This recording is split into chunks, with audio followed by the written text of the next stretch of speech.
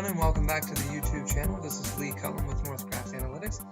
Today we've got an exciting discussion around the 360-degree view of a service, business or technical. Today we'll be covering a business service and its related activity, leveraging the unique architecture of Northcraft Analytics' multidimensional capabilities, which essentially is going across multiple data sources, live data, bringing it together in a single view.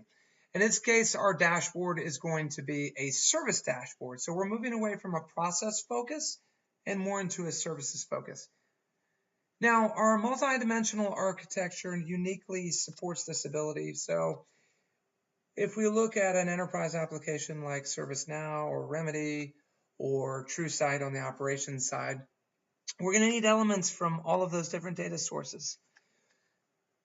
So if you can imagine the amount of time spent in BI development effort to make that happen, it's considerable. So what we do is we package everything from ETL to the data warehouse to the multidimensional cubes together so that you can install it and immediately out of the box have a service dashboard. I've made a generic service dashboard that relies on having configured your applications a certain way. So I'll point out some of those assumptions.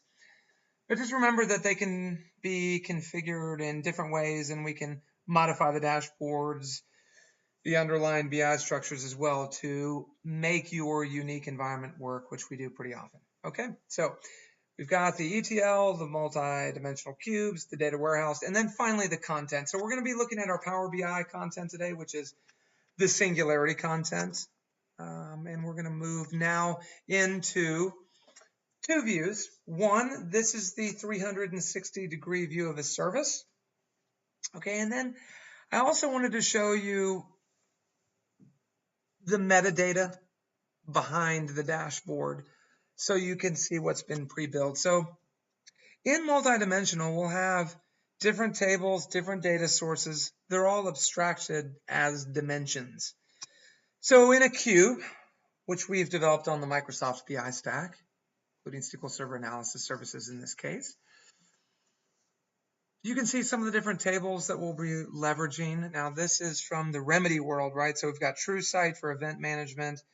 We've got change management with our change requests. We've got incident management, etc. And if you look at an attribute or field, as you may call it, like priority, it exists in multiple places, which is critical to the dashboard. And now the problem with using an SQL-based approach or DAX or traditional BI solutions is that they do not scale to give you this amount of information from these different data sources and across joins and even remote databases. So it's not really scalable. It does not perform well. And that's the problem with using a relational only approach.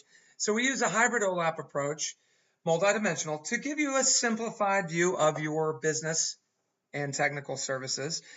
Most more mature IT organizations begin with technical services and move their way into business services.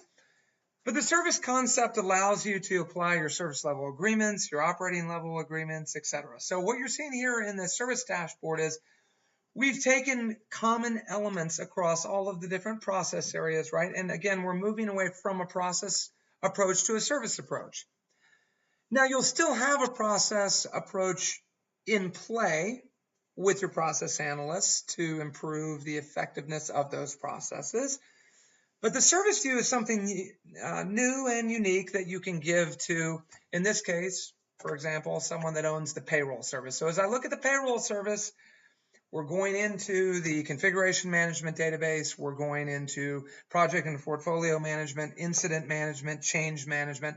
And we've defined the common elements across the different processes.